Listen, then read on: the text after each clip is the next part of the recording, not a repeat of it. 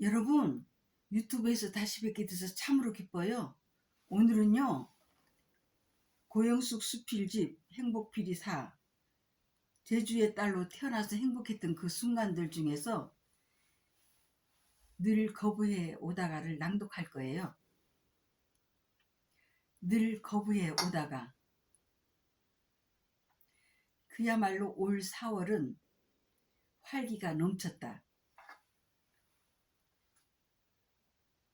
올해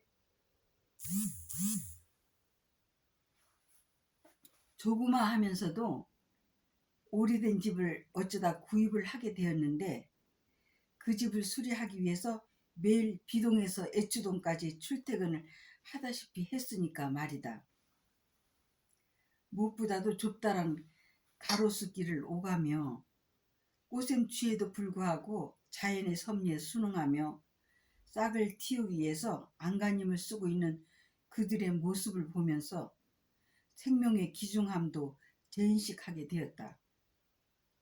그래서 내게 부여해준 모든 삶을 보다 더 멋지고 아름답게 살아야 되겠다는 다짐을 누누이 하면서 힘찬 발걸음을 내딛곤 했다.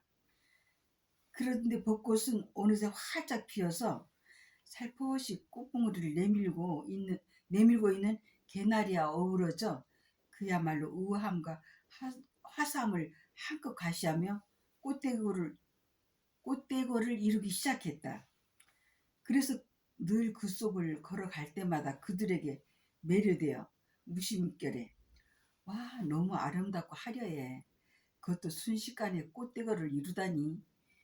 이런 걸 두고 신의 조화라고 하는 거야. 라고 하며 탄성을 자아내곤 했었다. 하지만 어느 날 갑자기 속절없이 봄바람이 흩날리면서 대지로 마구 뿌려지는 그들을 보며 지금 살고 있는 집으로 이사를 하던 날 상황이 주마등처럼 펼쳐져 왔다. 그러니까 25년 전 1월 초 그날따라 한방눈이 너풀너풀 되며 하루 종일 내리던 날이었다.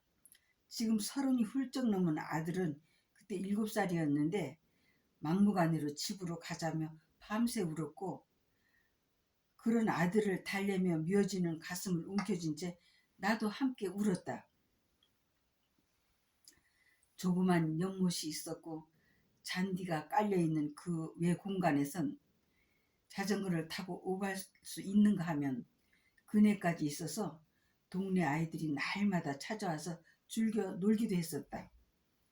그럴 때면 아들은 5, 6세에 불과했지만 애어른처럼 양손을 허리에 끼고 방글방글 웃으며 듬직하고 의젓하게 서서 마당에서 즐겨노는 친구들을 바라보며 흐뭇해하곤 했다. 그런데 그것도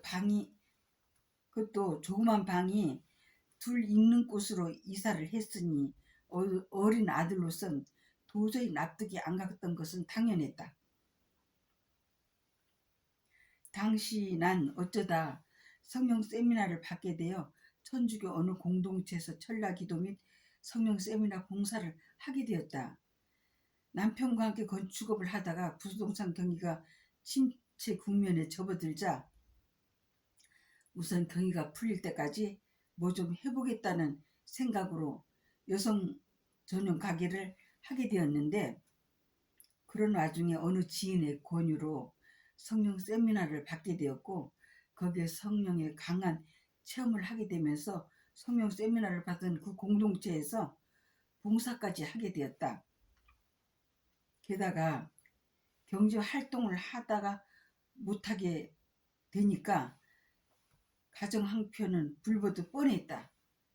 남편도 부동산 경기가 풀리기만을 기다리고 있는 터라 우선 대출받은 것을 달마다 180만 원씩 분할 상환하는 것과 5인 가족의 생활비를 포함한 우리 형편에 큰 부담이 될 수밖에 없어서 집을 정리하고 이사를 하게 되었던 것이다. 지금의 몇 천만 원씩 하는 강남 땅값이 그 당시에는 200만 원 할 때였으니까 우리 가정에 어느 정도 부담이 되었다는 것을 과히 짐작하고도 남는다. 30대 중반 어린 나이이고 게다가 신앙의 경륜도 1년밖에 안 된 탓이기도 했지만 지금 생각해보면 경영하고 있었던 가게를 잘 운영하면서 봉사를 했었더라면 당연히 가족들을 위해서 운영하고 있던 그 일도 축복해 주셨을 텐데 말이다. 그런데 성령의 강한 체험을 어떻게 주체할 수 없어 하다 보니까 자연히 경제활동에는 무관심할 수밖에 없었다. 사실 그때 함께 봉사를 하고 있는 자매님들 중에는 장부의 사업에 나홀로 번창하게 되어 눈에 띌 정도로 달라지는 것을 누누이 목격하게 되었다. 아무튼 모든 것을 불사하고 봉사하는 일에만 매달린 탓에 가족들에게 여러모로 불편을 초래했던 것만은 사실이다. 게다가 밤에 잠을 자다가 눈을 뜨고 보면 쥐들이 문가비에 열을 지어 서서 잠자는 우리들을 들여다보고 있을 정도로 그야말로 한심한 집이었다. 지금은 이사 와서 그 후로 여러 번 집수리를 해서 이사 올 당시보다는 꽤 나아진 편이다.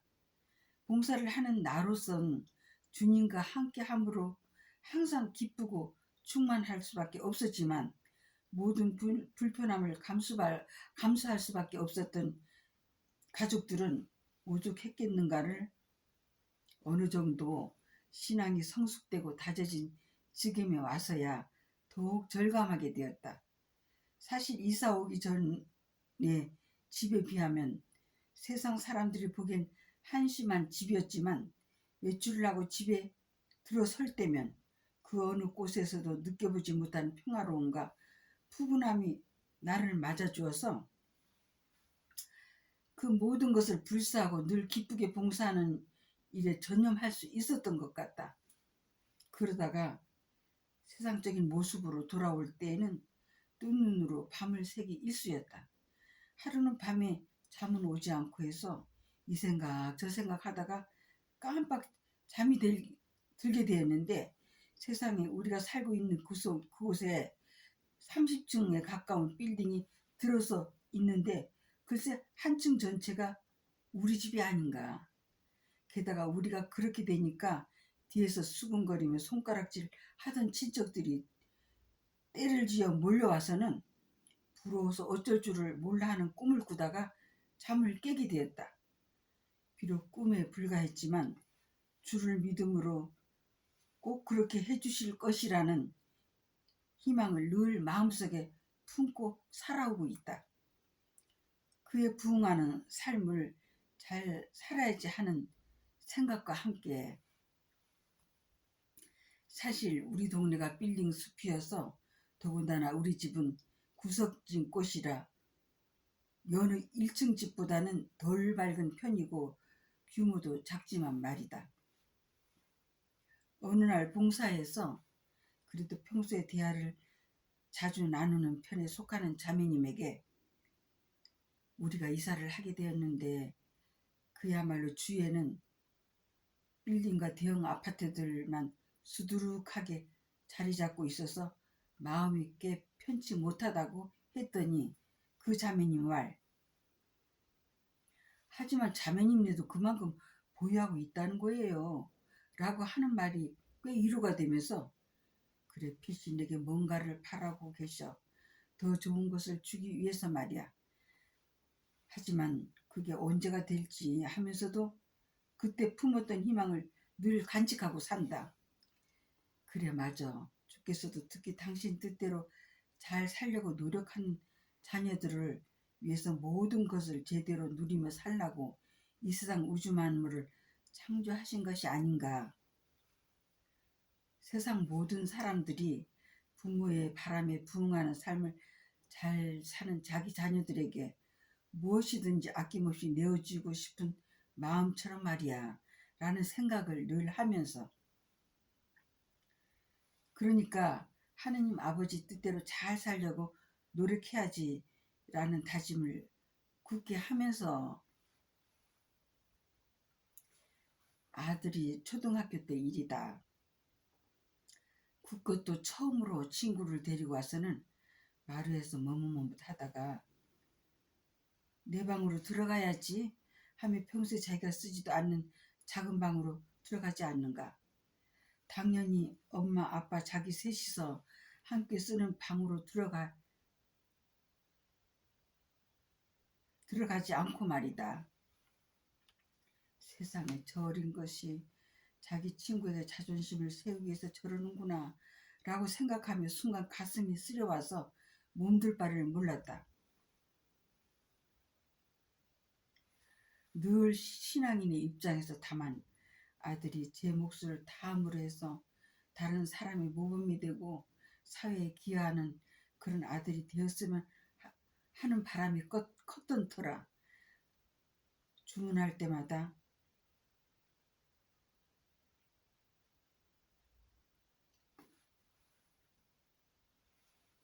어머니로서의 내 품은 바를 아들에게 누누이 주문할 때마다 아들은 늘 거부해왔고 시간이 지남에 따라 내 얘기에 전혀 무관심한 반응을 보여오다가 어느 날 갑자기 아들로부터 쇼킹한 얘기를 듣게 되었다. 엄마는 30이 넘은 아들에게 방이라도 제대로 마련해주고 그런 주문을 하는 거예요? 라며 내게 따지는 것이었다. 어머, 그렇다면 방에 지금 우리 형편으로도 당장 마련해 줄 수 있어. 다만 엄마는 말이야, 엄마가 바라는 그 길로 내가 들어서기만을 간절히 바라면서 엄마도 엄마 나름대로 생각이 있어서 그래. 그래서 그때를 대비해서 이 모든 불편함을 불사하고 지금까지 이 좁디 좁은 곳에서 참으며 견뎌오고 있단다. 그래, 네 아들은 꼭 엄마가 바라는 그런 일을 하면서 잘 살 거야. 내가 그렇게 늘 거부해 왔지만 말이다. 그래도 실루라기 같은 희망이라도 걸고 엄마의 기대를 결코 저버리지는 않을 거야. 라고 하면서 굳게 너를 믿어왔단다. 라며 항상 품었던 생각을 혼자말로 입버릇처럼 늘어놨다. 그러다가 갑자기 마음이 다급해지기 시작하면서 아니야, 이러다간 안 되겠어 하며 작지만 지금 당장 우리 형편에 가능한 한 방셋 있는 집을 구하게 되었고 4월 내내 집수리를 하느라 여념이 없었던 것이다. 그래, 내 아들이 한 살이라도 덜 먹기 전에 엄마로서 아들에게 지금까지 품어왔던 말을 떳떳하게 주문해 봐야지 하며 지금 이사 온 집을 수리하는 과정에도 날로 활기가 넘쳤다. 하늘의 의를 구하면 무엇이든지 들어주시는 하느님을 굳게 믿고 의지하면서 말이다. 내가 15~16년간 모든 것을 불사하고 봉사를 해서 그동안 가정적으로나 경제적으로 본의 아니게 등한시하게 되었다는 생각이 들 때마다 무엇보다도 가족들에게 미안한 마음이 항상 앞선다. 그럴 때면 늘 아니야, 도저히 불가능한 처지에서도 내가 봉사하는 데 전념해왔던 것만큼 그 후로도 지금까지 계속 채워주고 계셔 라고 거듭 재인식하면서 알로 감사하는 마음도 갖게 된다. 사실이 그러니까. 그리고 늘 행복하게 살기 위해서 노력한다. 그래서 성모성월에 이 세상 모든 사람들에게 일깨워주고 싶었다. 하늘 나라를 위해서 하는 일과 그 발걸음은 금으로 달고 금자로 재어서 그 몇 배를 채워주신다고. 하늘 높은 곳에서는 하느님께 영광, 땅에서는 그가 사랑하는 사람들에게 평화, 그리고 늘 행복하게 살 거야. 여러분 잘 들으셨나요? 지금부터는요 제 작품 얘기할게요. 그러니까 행복비리사죠. 행복비리사를 계속 애청해 주시고요. 주문해서 가족들과 함께 읽으십사 하는 거죠. 이웃분들에게도 많이 알려주시고요. 주문 전화는요 7997-4370으로 행복비리사를 주문하시면 됩니다. 여러분 늘 행복하세요. 화이팅!